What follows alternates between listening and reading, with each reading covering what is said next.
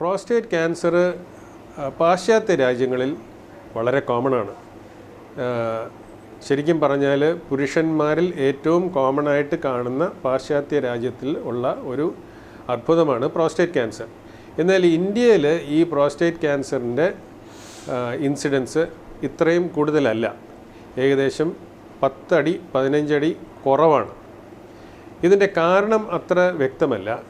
എന്നാൽ തന്നെയും prostate cancer ഉണ്ടാകാവുന്ന കുറച്ച് കാരണങ്ങൾ നമുക്കറിയാം. എല്ലാ കാരണങ്ങളും ഒരുപാട് റിസർച്ച് വർഷങ്ങളോളം നടന്നിട്ടുണ്ടെങ്കിലും എല്ലാ കാരണങ്ങളും നമുക്ക് ഇപ്പോഴും അറിയില്ല. ഒരാൾക്ക് വയസ്സ് ആകുന്തോറും പ്രോസ്റ്റേറ്റ് ക്യാൻസറിൻ്റെ ഇൻസിഡൻസ് കൂടിക്കൂടി വരും. പ്രോസ്റ്റേറ്റ് ക്യാൻസറിൻ്റെ കാരണങ്ങൾ നമുക്ക് എല്ലാം വ്യക്തമല്ല എങ്കിലും ചില കാരണങ്ങൾ നമുക്കറിയാം. ഒരാൾക്ക് വയസ്സാവും തോറും പ്രോസ്റ്റേറ്റ് ക്യാൻസറിൻ്റെ ഇൻസിഡൻസ് കൂടിക്കൂടി വരും.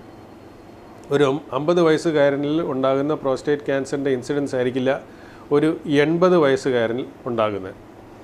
പ്രോസ്റ്റേറ്റ് ക്യാൻസർ അതുകൊണ്ട് ഏജ് അഡ്വാൻസ് ആവും തോറും പ്രോസ്റ്റേറ്റ് ക്യാൻസറിൻ്റെ ഇൻസിഡൻസ് കൂടും എന്ന് നമുക്കറിയാം.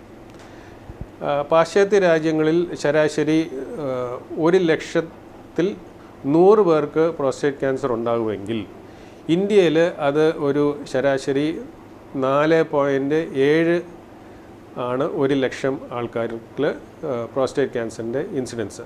അപ്പോൾ അത്ര ഇരട്ടി കുറവാണ്. ഇത് എന്തുകൊണ്ടാണ് എന്ന് നമുക്ക് വ്യക്തമല്ല. ഒരു പക്ഷേ നമ്മുടെ ജീവിതശൈലി കൊണ്ടായിരിക്കാം, അല്ലെങ്കിൽ നമ്മുടെ ഡയറ്റ് കൊണ്ടായിരിക്കാം.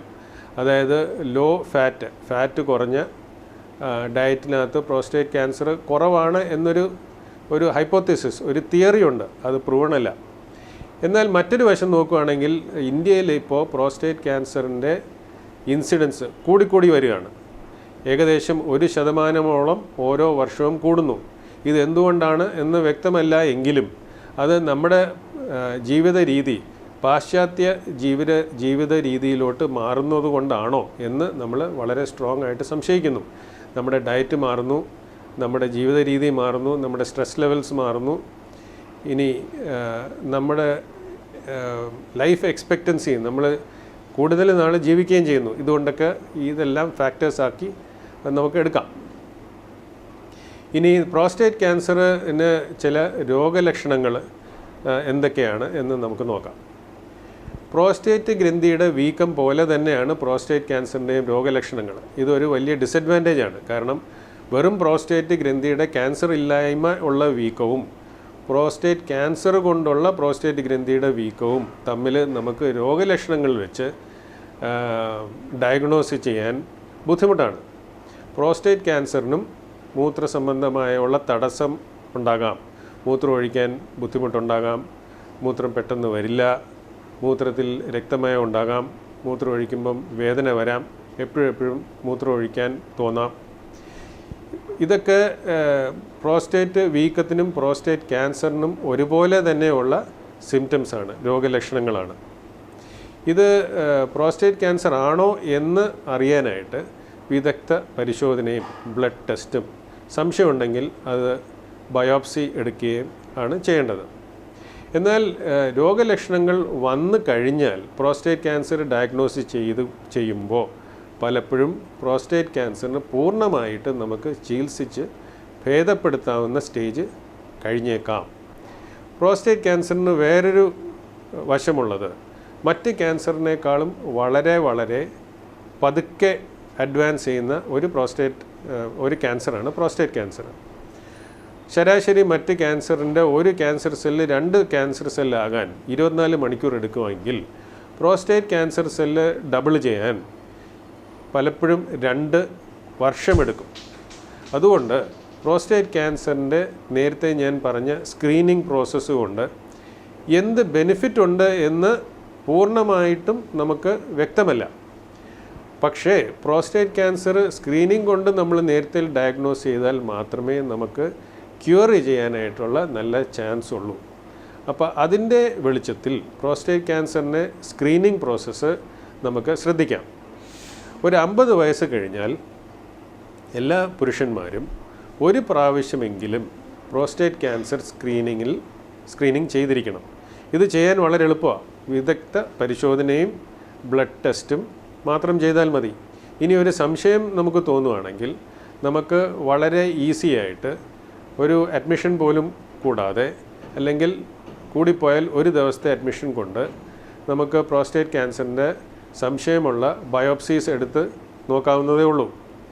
ഇങ്ങനെ നമ്മൾ ഡയഗ്നോസ് ചെയ്ത് കഴിഞ്ഞാൽ ആണ് ചികിത്സാ രീതികളിലോട്ട് പോവുക. പ്രോസ്റ്റേറ്റ് ക്യാൻസർ കുറച്ച് അഡ്വാൻസ്ഡ് ആയാൽ നമുക്ക് പ്രോസ്റ്റേറ്റ് ക്യാൻസറിനെ ക്യൂർ ചെയ്യാവുന്ന ചികിത്സാ രീതികളിലോട്ട് പോയിട്ട് ബെനിഫിറ്റ് ഇല്ല. അതുകൊണ്ട് പ്രോസ്റ്റേറ്റ് ക്യാൻസറിനെ കൺട്രോൾ ചെയ്യുക എന്നുള്ളതാണ് നമ്മുടെ സ്റ്റെപ്പ്. പ്രോസ്റ്റേറ്റ് ക്യാൻസർ പ്രോഗ്രസ് ചെയ്യാൻ, മുന്നോട്ട് പോകാനായിട്ട് പുരുഷ ഹോർമോൺ ആണ് ആവശ്യം. ഈ പുരുഷ ഹോർമോണിനെ നമ്മൾ സർജറി കൊണ്ടോ മെഡിസിൻ കൊണ്ടോ ഇഞ്ചക്ഷൻസ് കൊണ്ടോ ന്യൂട്രലൈസ് ചെയ്താൽ, മാറ്റിയാൽ പ്രോസ്റ്റേറ്റ് ക്യാൻസറിൻ്റെ ഗ്രോത്തിനെ നമുക്ക് വളരെ കുറയ്ക്കാൻ പറ്റും. അപ്പോൾ ഒരു വശത്ത് പ്രോസ്റ്റേറ്റ് ക്യാൻസറിൻ്റെ ഗ്രോത്ത് മറ്റ് ക്യാൻസറിനേക്കാളും വളരെ സ്ലോ ആണ്. അതിനെ വീണ്ടും നമുക്ക് സ്ലോ ആക്കാൻ പറ്റും. അപ്പോൾ പ്രോസ്റ്റേറ്റ് ക്യാൻസർ നമ്മൾ ഏർലി ആയിട്ട് ഡയഗ്നോസ് ചെയ്യാതിരുന്നാൽ നമുക്ക് പ്രോസ്റ്റേറ്റ് ക്യാൻസറിൻ്റെ സ്പീഡ്, ഗ്രോത്തിൻ്റെ സ്പീഡ് അതിന് ഹോർമോൺ ട്രീറ്റ്മെൻറ്റോടെ കൺട്രോൾ ചെയ്യാൻ സാധിക്കും.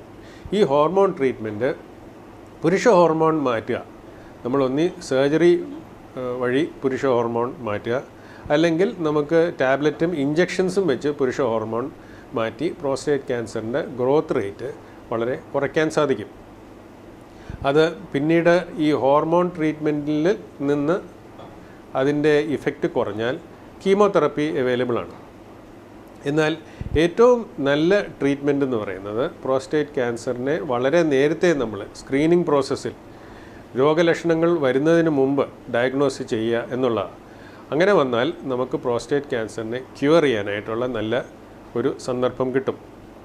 ഇത് നമുക്ക് ഒന്നി സർജറി വഴി ക്യൂർ ചെയ്യാം, അല്ലെങ്കിൽ റേഡിയോ തെറപ്പി, പ്രോസ്റ്റേറ്റ് ഗ്രന്ഥിയെ പൂർണ്ണമായിട്ട് റേഡിയേഷൻ വെച്ച് കരിച്ചു കളഞ്ഞ് നമുക്ക് ട്രീറ്റ് ചെയ്യാം. പ്രോസ്റ്റേറ്റ് സർജറി ആണെങ്കിൽ നമുക്ക് ഒന്നി കീഹോൾ സർജറി, നമുക്ക് 6 കീഹോൾ ഉപയോഗിച്ച് പ്രോസ്റ്റേറ്റ് ഗ്രന്ഥിയെ മൂത്രസഞ്ചിയിൽ നിന്നും മൂത്രനാളിയിൽ നിന്നും മുറിച്ച് ചുറ്റിയുള്ള അതിൻ്റെ രക്ത ഓട്ടം എല്ലാം മാറ്റി പ്രോസ്റ്റേറ്റ് ഗ്രന്ഥിയെ പൂർണ്ണമായിട്ട് റിമൂവ് ചെയ്യാം. എന്നിട്ട് മൂത്രനാളിയും മൂത്രസഞ്ചിയും തമ്മിൽ വീണ്ടും റീകൺസ്ട്രക്റ്റീവ് സർജറി വഴി ഘടിപ്പിക്കാം. ഇതിൻ്റെ അഡ്വാൻറ്റേജ് എന്താണെന്ന് വെച്ചാൽ നമുക്ക് രോഗമായിട്ടുള്ള അവയവത്തിനെ പൂർണ്ണമായിട്ട് റിമൂവ് ചെയ്യുകയും അതിനെ വീണ്ടും പെത്തോളജി സ്റ്റഡീസിൽ ചെയ്തിട്ട് വേറെ എന്തെങ്കിലും ട്രീറ്റ്മെൻറ്റ്സ് ആവശ്യമുണ്ടോ ഇല്ലേ എന്നുള്ളത് ഇമ്മീഡിയറ്റായിട്ട് നമുക്ക് അറിയുകയും ആ ചികിത്സാ രീതികൾ നമുക്ക് എടുക്കുകയും ചെയ്യാൻ സാധിക്കുന്നു. പക്ഷേ ഈ സർജറി ചെയ്യാനായിട്ട് ഒരു മേജർ സർജറി ആയതുകൊണ്ട് അതിന് ഫിറ്റായിട്ടുള്ള ഒരാൾക്ക് ഈ സർജറി ചെയ്യാൻ പാടുള്ളൂ. ഇത് ഓപ്പൺ സർജറി വഴിയും കീഹോൾ സർജറി വഴിയും ചെയ്യാം. കീഹോൾ സർജറിയുടെ ഗുണമെന്ന് പറഞ്ഞാൽ 6 കീഹോൾ കൊണ്ട് നമ്മൾ പ്രോസ്റ്റേറ്റ് ഗ്രന്ഥിയുടെ ഓപ്പറേഷൻ ചെയ്യുന്നത് കൊണ്ട് ഓപ്പറേഷൻ കഴിയുമ്പോൾ ഉള്ള വേദന വളരെ കുറവാണ്. മാത്രമല്ല റീകൺസ്ട്രക്ഷൻ സ്റ്റേജ്, മൂത്രസഞ്ചിയും മൂത്രനാളിയും തമ്മിൽ വീണ്ടും തുന്നി ഘടിപ്പിക്കുന്ന റീകൺസ്ട്രക്ഷൻ സ്റ്റേജിൽ കീഹോൾ സർജറിക്ക് അഡ്വാൻറ്റേജ് ഉണ്ട്. കാരണം നമ്മൾ ഒരു 15 തവണ വലിപ്പത്തിലാണ് നമ്മൾ ഈ റീകൺസ്ട്രക്ഷൻ ചെയ്യുകയും ആ ഭാഗത്ത് നമ്മുടെ കാഴ്ച വളരെ ഓപ്പൺ സർജറിയേക്കാളും മെച്ചമായതുകൊണ്ട് നമ്മുടെ റിസൾട്ട് ബെറ്ററാണ്. ഇതേ കീഹോൾ സർജറി തന്നെ ഇപ്പോൾ റോബോട്ടിൻ്റെ സഹായത്താൽ നമുക്ക് ചെയ്യാൻ സാധിക്കുന്നു. റോബോട്ടിൻ്റെ അഡ്വാൻറ്റേജ് എന്ന് പറയുന്നത് ഓപ്പറേഷൻ ചെയ്യുന്ന സർജന് സ്ട്രെയിൻ കുറവാണ്. സ്ട്രെയിൻ കുറവായതുകൊണ്ട് ഓപ്പറേഷൻ ടൈം കുറച്ചുകൂടെ നമുക്ക് കുറയ്ക്കാൻ സാധിക്കുന്നു. പക്ഷേ വളരെ വളരെ കോസ്റ്റ് കൂടുന്നു.